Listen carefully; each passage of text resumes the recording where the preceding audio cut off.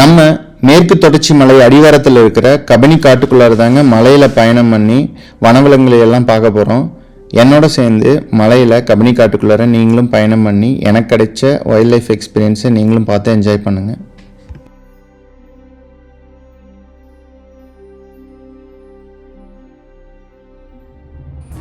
காட்டு பண்ணி பாருங்கள், சாப்பிட்டு ரோட்டில் பாருங்கள் மரம் எப்படி விழுந்து கிடக்கு.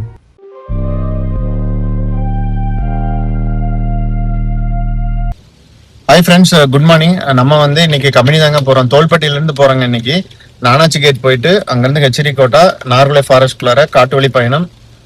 போகிற வழியில் நமக்கு லக் இருந்தால் அனிமல்ஸ் எல்லாம் பார்க்க முடியும். அப்புறம் அது போக கம்பெனியில் ஸ்டே பண்ணி 2 நாள் கம்பெனி காட்டுக்குள்ளார பயணம் பண்ண போகிறோங்க. நம்ம புலியெல்லாம் பார்க்க முடியுதா என்னென்ன எல்லாமே பார்க்கலாங்க. காடு பார்த்தீங்கன்னா ரொம்பவே திக் ஃபாரஸ்டாக இருக்குது. உள்ள ஏதாவது அனிமல்ஸ் இருந்தாலும் தெரியாது. இப்போ நம்ம பயணம் பண்ணிட்டு இருக்கிற இந்த பிளேஸுக்கு திருநெல்லின்னு ஏன் பேர் வந்துச்சு தெரியுங்களா? இங்கே நெல் விளையிற வயல் பூமி நிறைய இருக்கிறதுனால திருநெல்லின்னு சொல்கிறாங்க இந்த பிளேஸை. அதுவும் இல்லாமல் இங்கே டெம்பிள் இருக்குங்க, விஷ்ணு டெம்பிள். 1500 வருஷம் பழமையான டெம்பிளுங்களாமா. அப்புறம் நேற்று ஈவினிங் தோல்பட்டி போகையில் நல்ல சைட்டிங்கு. யானை மலையிலேயே யானை பார்க்குறதெல்லாம் பார்த்தீங்கன்னா ரொம்பவே ரேரு.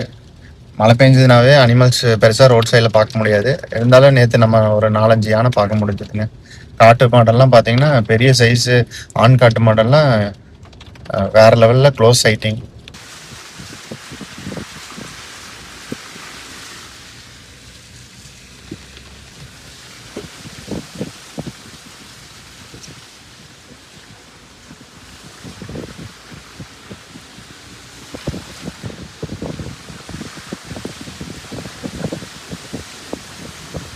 தண்ணி கிடைச்சாலும் போகணும்.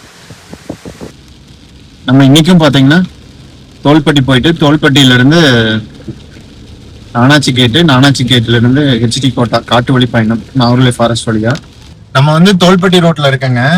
போகிற வழியில எல்லாம் பார்த்தீங்கன்னா லெஃப்ட் சைடில் இந்த மாதிரி காட்டாறு மாதிரி தண்ணி அப்படியே சவச்சுன்னு போயிட்டு இருக்குது. தோல்பட்டி பக்கம் வந்துட்டோம். இதெல்லாமே தோல்பட்டி ஏரியா தான்.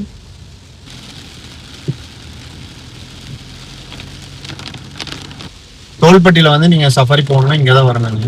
இங்கே தான் டிக்கெட் எடுப்போம். இந்த வழியாக தான் பார்த்தீங்கன்னா ஜீப் லைனாக நிற்கும். இப்போ சஃபாரி எல்லாம் முடிஞ்சிருக்கும். காலையில் இப்போ டைம் பார்த்தீங்கன்னா 10:15, 6 மணிலேருந்து சஃபாரி இங்கே இருக்கும். 9 மணி வரைக்கும் நினைக்கிறேன். 8 மணிக்கெல்லாம் இங்கே டிக்கெட் முடிஞ்சிருங்க. அது போக ஈவினிங் 3 மணிக்கு மேலே ஆரம்பிப்பாங்கன்னு நினைக்கிறேன். 3 to 6. தோல்பட்டி ஏரியா இல்லைங்க, நிறைய காஃபி தான் பிளான் பண்ணுவாங்க. காஃபி செடிகள் தோட்டணும். இதில் ரோபஸ்டா, அரேபியான்னு சொல்லி 2 வெரைட்டி இருக்குங்களாமா. ரோபஸ்டாங்கிறது பார்த்தீங்கன்னா கமர்ஷியலுக்காக சாகுபடி பண்ணுவாங்க. இதே அரேபியாங்கிறது கொஞ்சம் லக்ஸரி ப்ரீமியமாக கொஞ்சம் டேஸ்ட் நல்லா இருக்குங்களாமா. விலை அதிகமாகலாமா. கேரளாக்குள்ளார மழை நிற்கிற மாதிரி தெரிலங்க. எல்லோ அலர்ட் தான். எல்லோ அலர்ட்டுக்கே பாருங்க மழை எப்படி தட்டுதுன்னு. நம்ம பார்டர் வந்துட்டோம். பாருங்க தண்ணி எப்படி தேங்கி இருக்குன்னு. குளமாட்டம் இருக்கு. வியூ செமையா இருக்கு. இப்பதாங்க நம்ம கேரளாவை தாண்டுறோம். இது வரைக்கும் கேரளா. 2-3 செக் போஸ்ட் இருக்குங்க. இதுல நம்ம ரைட் யூ டர்ன் போடணும். நம்ம கர்நாடகா சைடு வரும்போது அப்படியே லைட்டா மழை கம்மியா இருக்குங்க. அங்க நானாச்சி கேட். இங்கே நானாச்சி கேட்டில் வண்டி நம்பரு, எத்தனை பேர், எங்கே போகிறோம் எல்லாம் சொல்லி என்ட்ரி போட்டாச்சுங்க. ஒரு வண்டிக்கு 20 ரூபா சார்ஜ் பண்ணுறாங்க. நம்ம இந்த நானாச்சி கேட்லேருந்து ஹெச்டி கோட்டா 1 ஹவரில் கிராஸ் பண்ணுங்க. அனிமல்ஸ் எதுவுமே பார்க்க முடியலங்க. காடே அமைதியாக இருக்குது இன்றைக்கும். தண்ணி வரங்க எப்படி தேங்கி நிற்கிது ரோட்டில். ரோடு ரொம்பவே மோசமாக இருக்குங்க. இங்கே பாருங்கள் லெஃப்ட் சைடில் காட்டார்.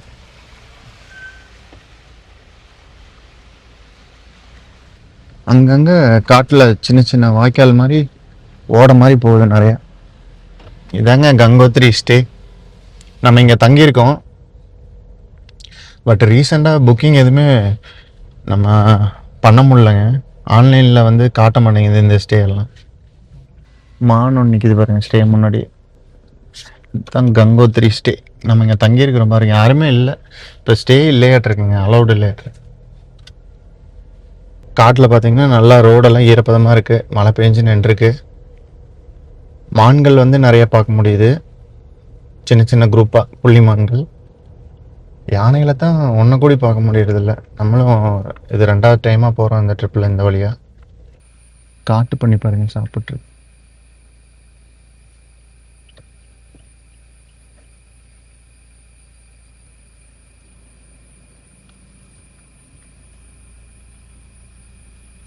ரோட்டில் பாருங்க மரம் எப்படி விழுந்து கிடக்கு.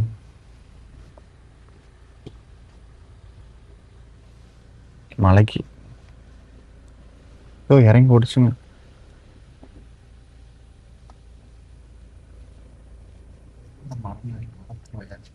மரணாங்களா இதாங்க ஏதோ மரணாய் மாதிரி தான் இருந்துச்சுங்க. அணிலா மரணாயான்னு தெரில. சரி அடிச்சு இந்த சைடு காணவே ஆப்போசிட் மரத்துலேயே ஆப்போசிட்.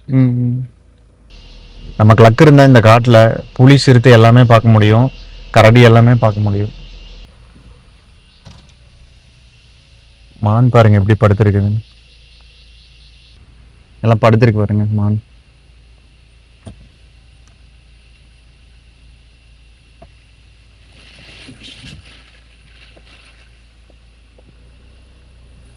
பயப்படவே மாட்டேங்க, வண்டிகளை பார்த்து பார்த்து பழகிடுச்சு. இங்கேயும் பார்த்தீங்கன்னா ஸ்டே இருக்க மாட்டிருக்கு. பட் இது ஆன்லைனில் புக் பண்ணலாமா என்னன்னு தெரில. நானாச்சி கேட்லேருந்து ஹெச்டி கோட்டாவோட டிஸ்டன்ஸ் பார்த்தீங்கன்னா 31 கிலோமீட்டர் அடர்ந்த காட்டு வழி பயணம். இந்த நவர்குலை காட்டுக்குள்ளார நமக்கு லக்கு இருந்தால் புலி சிறுத்தையை கூடி பார்க்க முடியும். யானைகள் அதிகமாக இருக்கிற காடு தாங்க.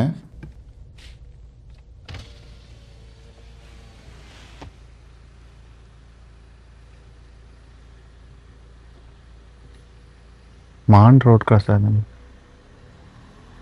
இந்த காட்டுக்குள்ளார பாருங்க பஸ் எல்லாம் கிராஸ் ஆகுது. நம்ம இதில் ரைட் எடுத்தோம்னா ஹெச்டி கோட்டா, ஸ்ட்ரைட்டாக போனால் வீரநகாசனங்கள்ளி. ஸோ இந்த இடம் வரும்போது மழை அப்படியே துளிக்குது. மழை விட்டு விட்டு பெஞ்சிட்டே இருக்குங்க. நம்ம ஹெச்டி கோட்டா எக்ஸிட் கேட் பக்கம் வந்துட்டோம். நம்மளால் பெருசாக அனிமல்ஸ் எதுவும் பார்க்க முடியல இந்த நானாச்சி gate to HD Kota road சைடில். கடைசியாக எக்ஸிட் கேட் போகிற கொஞ்சம் தூரம் பார்த்தீங்கன்னா ஒரு 500 மீட்டருக்கு ரோடு ரொம்பவே மோசமாக இருக்கும். கபினி ஏரியாலையும் பார்த்தீங்கன்னா நல்ல மழைங்க பாருங்க, ஃபுல் மழை.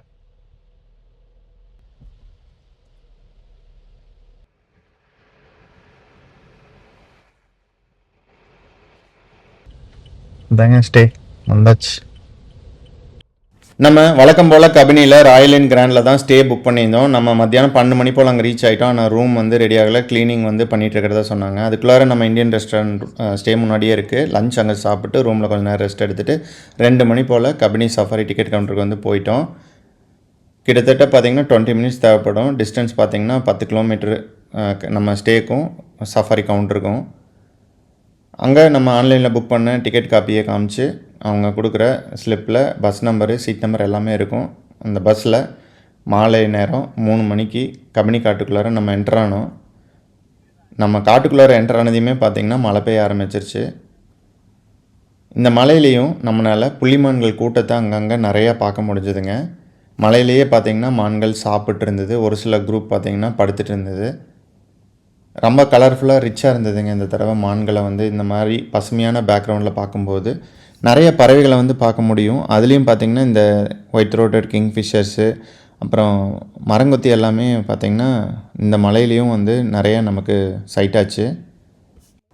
இந்த கபினி காட்டுக்குள்ளார நம்ம 250க்கும் மேற்பட்ட டிஃப்ரெண்ட்டான பறவைகளை வந்து பார்க்க முடியுங்க. நம்ம பஸ் சஃபாரியில் பயணம் பண்ணும்போது என்ன தான் டிஃப்ரெண்ட்டான பறவைகளை வந்து பார்த்தாலும் அதை ஃபோட்டோ எடுக்கிறதுக்கு பார்த்திங்கன்னா சம்டைம்ஸ் வந்து நமக்கு சான்ஸ் கிடைக்காது. ஏன்னா பஸ் சஃபாரியில் பார்த்திங்கன்னா அதிகமாக இம்பார்ட்டன்ஸ் வந்து புலியை சிறுத்தையை பார்க்குறதுக்கு தான் வந்து கொடுப்பாங்க. கபினி ரிவரை ஒட்டி இருக்கிற இந்த கபினி காடு பார்த்திங்கன்னா நாகர்கோயில் டைகர் ரிசர்வுக்கு உட்பட்ட பகுதி தாங்க. நாகர்கோயில் புலிகள் காப்பகத்தோட மொத்த ஏரியா பார்த்திங்கன்னா 847 ஸ்கொயர் கிலோமீட்டருங்க. இந்த காட்டுக்குள்ளார புலி, சிறுத்தை, யானை, காட்டு மாடு, கரடி, சென்னாய்கள், அப்புறம் மிலாமான்கள், புள்ளிமான்கள், அப்புறம் குரைக்கும் மான்கள், அப்புறம் சிறுமான்கள், இந்த மாதிரி நிறையா விதமான வைல்ட் அனிமல்ஸ் இருக்குது. அது மட்டும் இல்லை மங்கூஸு, டிஃப்ரெண்டான பறவை இனங்கள், ஏகப்பட்ட விலங்குகளுக்கு பார்த்திங்கன்னா வாழிடமாக இருக்குது. இந்த காடு பார்த்திங்கன்னா நீலகிரி வனமண்டலத்துக்கு உட்பட்ட பகுதி தாங்க இதுவும்.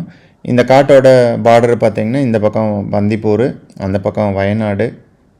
அதாவது இந்த காடு பார்த்திங்கன்னா மேற்கு தொடர்ச்சி மலை அடிவாரத்தில் அமைந்திருக்கிற பகுதிங்க. இது முதுமலை, பந்திப்பூர், வயநாடு, அப்புறம் BRT tiger reserve, MM hills, Kaveri wild life sanctuary, இந்த மாதிரி நிறையா காடுகளோட வந்து அப்படியே கனெக்ட் ஆகுதுங்க. நீலகிரி வனமண்டலத்தில் பார்த்திங்கன்னா கிட்டத்தட்ட 700க்கும் மேற்பட்ட புலிகள் வந்து இருக்குது. உலகத்திலேயே அதிகமாக புலிகள் எண்ணிக்கை இருக்கிற பகுதி இதுதாங்க. என்னதான் புள்ளிமான்களை பார்த்திங்கன்னா பெரிய பெரிய கூட்டமாக இந்த காட்டுக்குள்ளார பார்க்க முடிஞ்சாலும் மிலாமான்களையும் பார்த்திங்கன்னா சின்ன சின்ன கூட்டமாக பார்க்க முடியும். இந்த மிலாமான்கள் எப்போவுமே தண்ணி இருக்கிற ஏரியாவில் தான் பார்த்திங்கன்னா காட்டுக்குள்ளார வாழும். இந்த கபினி பகுதியில் நம்ம அதிகமாக பார்த்திங்கன்னா இந்த சாம்பார் டீஸை வந்து சின்ன சின்ன கூட்டமாக பார்க்க முடியுதுங்க. அதுக்கு அடுத்தபடியாக தான் பார்த்திங்கன்னா பார்க்கிங் டீஸு, அப்புறம் வந்து மவுஸ் டீரு. நம்ம நேற்று பார்த்திங்கன்னா திருநெல்வேலியில் தான் ஸ்டே பண்ணியிருந்தோம். அங்கே பயங்கரமாக மழை. நம்ம ரூமில் செக்இன் ஆகி கிளம்பி வர வரைக்கும் பார்த்திங்கன்னா மழை நிற்கவே இல்லை. அதோட எஃபெக்ட் பார்த்திங்கன்னா இந்த கபினி பகுதியிலையும் அப்பப்போ மழை பெஞ்சிட்டே தாங்க இருந்தது. நம்ம கபினி காட்டுக்குள்ளார 3 மணிக்கு மேலே என்ட்ரானதுலேருந்து மழை பெஞ்சிட்டே தாங்க இருந்தது, நிற்கவே இல்லை. இந்த மழையில் நம்மளால் மிலாமான்களையும் இந்த புள்ளிமான்களையும் தான் அதிகமாக பார்க்க முடிஞ்சுது. வேறு எந்த விலங்கையும் பார்த்திங்கன்னா நம்ம பார்க்கவே முடியல. கிட்டத்தட்ட 3 மணி நேரம் கபினி காட்டுக்குள்ளார பயணம் பண்ணி நம்மளால் புள்ளிமான்களையும் மிலாமான்களையும் கடைசியாக காட்டு மாடுகளையும் பார்க்க முடிஞ்சுதுங்க. இந்த இடத்துல ஒரு மாடு மட்டும்தான் நமக்கு கிளியராக தெரியுது. ஆனால் உள்ளே கொஞ்சம் மாடுகள் இருக்குது. பொதுவாக காட்டு மாடுகள் பார்த்திங்கன்னா கூட்டமாக தான் வாழும். ஆண் காட்டு மாடு மட்டும் தனியாக நம்ம பார்க்க முடியும். கிட்டத்தட்ட யானைகளோட பழக்கவழக்கம் மாதிரியே தாங்க. நம்ம புலியை வந்து இந்த சஃபாரியில் பார்க்க முடியல. ஆனால் வேற ஒரு பஸ்ஸுக்கு பார்த்திங்கன்னா ரணாங்கிற புலி வந்து சைட்டாக இருக்குங்க. குட் மார்னிங்க. 2வது நாள் கபினிலிங்க. நம்ம வந்து காலையில் 6 to 9:30 பஸ் சஃபாரி வந்து புக் பண்ணியிருக்கோம். நம்ம பார்த்திங்கன்னா 5 மணி போல் நம்ம கபினி சஃபாரி டிக்கெட் கவுண்டருக்கு வந்து நம்ம கிளம்பிட்டோம். நம்ம போகிற வழியில் டீ சாப்பிட்லான்ட்டு கொஞ்சம் ஏர்லியாகவே கிளம்பிட்டோம்.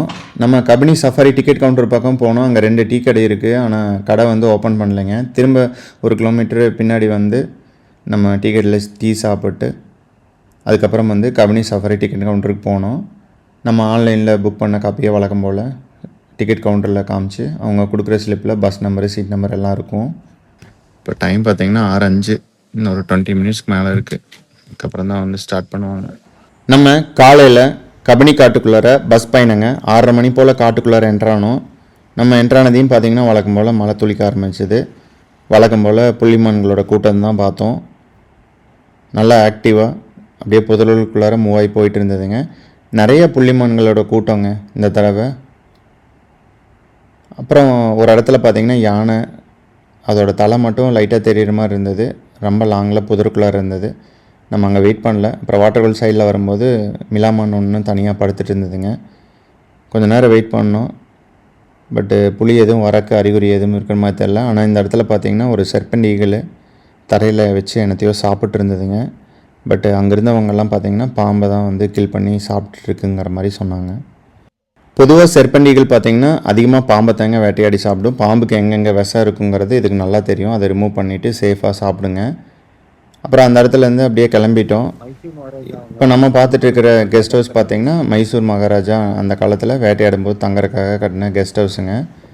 அப்புறம் போகிற வழியெல்லாம் வழக்கம் போல் புள்ளிமான்கள். இந்த தடவை பார்த்திங்கன்னா லங்கூர் அதிகமாக பார்க்க முடியல. லாஸ்ட் டைம் போகிற வழியெல்லாம் பார்த்திங்கன்னா புள்ளிமான்களுக்கு ஈக்குவலாக லங்கூர் பார்த்தோம். பட் இந்த தடவை பார்த்திங்கன்னா லங்கூர் கொஞ்சம் கம்மியாக தான் பார்த்தோம். அப்புறம் கடைசியாக யானை வந்து ரொம்ப க்ளோஸில் ரோட் சைட்லேயே நம்ம பார்த்தோம். வண்டி பக்கத்துலேயே நின்றுட்டு இருந்தது. டஸ்கருங்க ரோட் கிராஸ் ஆகிறதுக்கு வந்திருக்கு. பட்டு நம்ம நிற்கிறத பார்த்துட்டு அந்த இடத்துல சைலண்டாக நின்றுட்டு இருந்தது. நமக்கு லக் இருந்ததுன்னா கபினி காட்டில் யானைகளை வந்து கூட்டமாக பார்க்க முடியுங்க. அதுலேயும் வெயில் காலத்தில் வந்து தண்ணிக்கு வேண்டி கபினி பேக் வாட்டர் சைடில் யானைகள் வந்து அதிகமாக கூட்டமாக வருங்கிற மாதிரி சொல்லுவாங்க.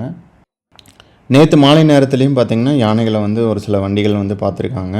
நம்ம வண்டிக்கு மட்டும்தான் பார்த்திங்கன்னா யானைகளையும் பார்க்க முடியல, புலி சிறுத்தையும் பார்க்க முடியல. இந்த கபினி காட்டில் வந்து கரடியை பார்க்குறது ரொம்பவே ரேரு. நம்மளே பார்த்திங்கன்னா ஒரு 3-4 டைம் தான் பார்த்துருப்போம். பட் புலி சிறுத்தையை வந்து நம்ம கரடியை கம்பேர் பண்ணும்போது அதிகமாக பார்க்கறதுக்கு வாய்ப்புள்ள பகுதி தான். இந்த மாதிரி பசுமையாக இருக்கிற டைமில் தான் பார்த்திங்கன்னா காட்டுக்குள்ளார யானைகளை வந்து அதிகமாக பார்க்க முடியும்.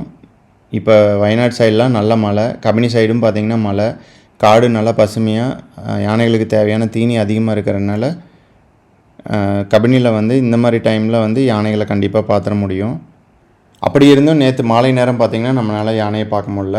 நிறையா வண்டி பார்த்திங்கன்னா யானைகளை வந்து பார்த்துருக்காங்க. நம்ம ஒரு வண்டிக்கு பார்த்திங்கன்னா யானைகள், புலி, சிறுத்தை எதுவுமே பார்க்க முடியல. நம்ம போகிற வண்டி டிரைவரை பொறுத்து இருக்குதுங்க. என்னதான் சைட் ஆனாலும் நம்ம அந்த இடத்துல இருக்கணும். அப்போ தான் நம்ம வந்து யானைகளை வந்து பார்க்க முடியும். டிரைவர் அந்த டைமில் நம்மளை வேறு பிளேஸுக்கு கூட்டிகிட்டு போயிட்டாங்கன்னா நம்ம யானைகளை கண்டிப்பாக பார்க்க முடியாது, மிஸ் பண்ணிடுவோம். நம்ம போகிற டைமில் யானை காட்டுக்குள்ளார போயிருங்க.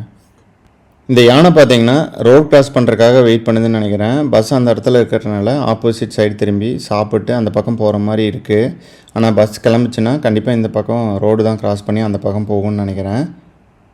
கபனிக்காட்டில் நம்ம எப்போல்லாம் பயணம் பண்ணுறோமோ கடைசிக்கு ஒரு டஸ்கராவது பார்த்துட்றோம்.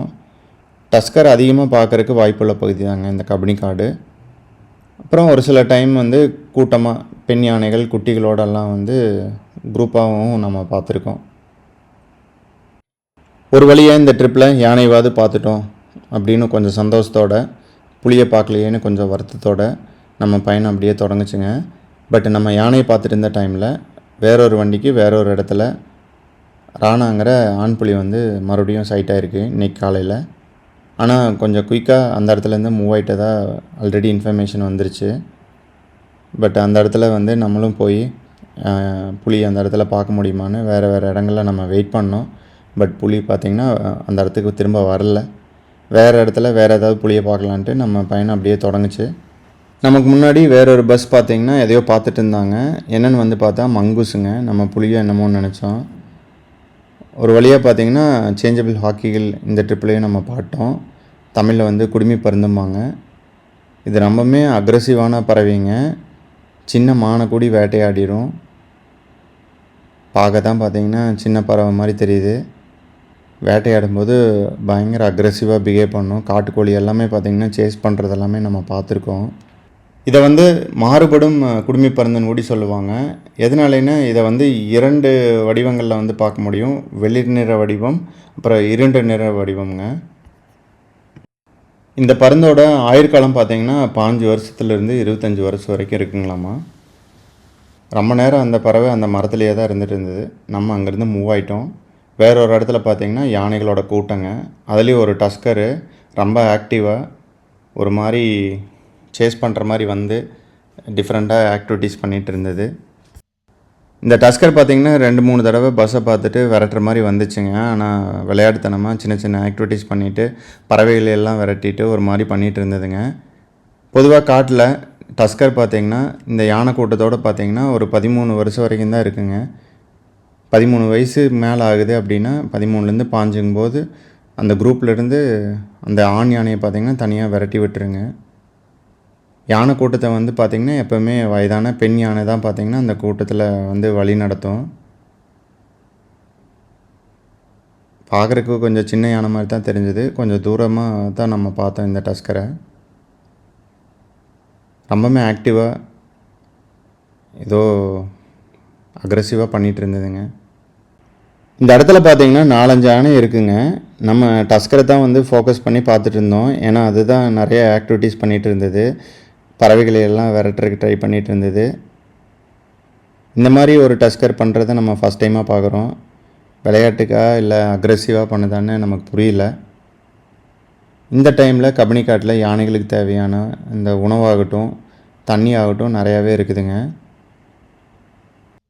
பொதுவாக ஒரு நாளைக்கு யானைகளுக்கு பார்த்திங்கன்னா கிட்டத்தட்ட 200லேருந்து 250 கிலோ வந்து உணவு தேவை. அது போக 150லேருந்து 200 லிட்டர் தண்ணி தேவைங்க. அதோட சைஸை பொறுத்து மாறுபடும். இந்த இடங்கள்லாம் பார்த்திங்கன்னா புளியை பார்க்குறதுக்கு வாய்ப்புள்ள பகுதி தான். கடைசியாக நம்ம எப்படியாவது புளியை பாத்திரமானமான்னு ட்ரை பண்ணோம். மிலாமான்கள் தான் நம்ம பார்க்க முடிஞ்சுது. காலையில் நம்மளால் புளியை பார்க்க முடியலங்க. பட் வேற ஒரு வண்டிக்கு புளியை வந்து பார்க்க முடிஞ்சிருக்கு. நம்மளோட லக்கு தாங்க டோட்டலாக புளியை பார்க்குறதுங்கிறது. நம்ம வந்து இந்த ட்ரிப்பில் 4 சஃபாரி பிளான் பண்ணியிருந்தோம். 2 தான் நம்மளால் எடுக்க முடிஞ்சது. மீதி 2 நம்ம எடுக்க முடியலங்க. நம்ம சடனாக வந்து ரிட்டன் போகிற மாதிரி ஆயிடுச்சு. போகிற வழி பார்த்திங்கன்னா வழக்கம் போல் திம்பம் காட்டு வழி மலைப்பாதை தான். சத்தியமங்கலம் டைகர் ரிசர்வ் வழியாக போனோம்.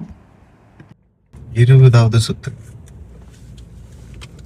ரொம்பவுமே ஆபத்தான சுற்று இது. ஏன்னா ஷேப்பில் பெண்டு.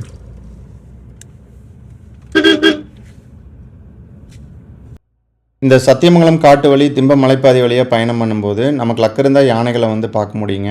ஏன்னா கரும்பு லோடு ஏற்றிட்டு இந்த வழியாக பார்த்திங்கன்னா நிறையா லாரிகள் வந்து சத்தியமங்கலம் போகும். ஸோ அந்த வண்டிகளை வந்து குறுக்காட்டி கரும்பெல்லாம் வந்து சாப்பிட்றதுக்கு வேண்டி ரோட் சைட்லேயே வந்து யானைகள் நிற்கும். நம்ம வரும்போது பார்த்திங்கன்னா கரும்பு லோடு வண்டி நிறையா பார்த்தோம். ஆனால் இன்றைக்கி பார்த்திங்கன்னா இந்த சத்தியமங்கலம் டைகர் ரிசர்வ் காட்டு வழி பாதையில் நம்மளால் யானைகளை வந்து பார்க்க முடியல.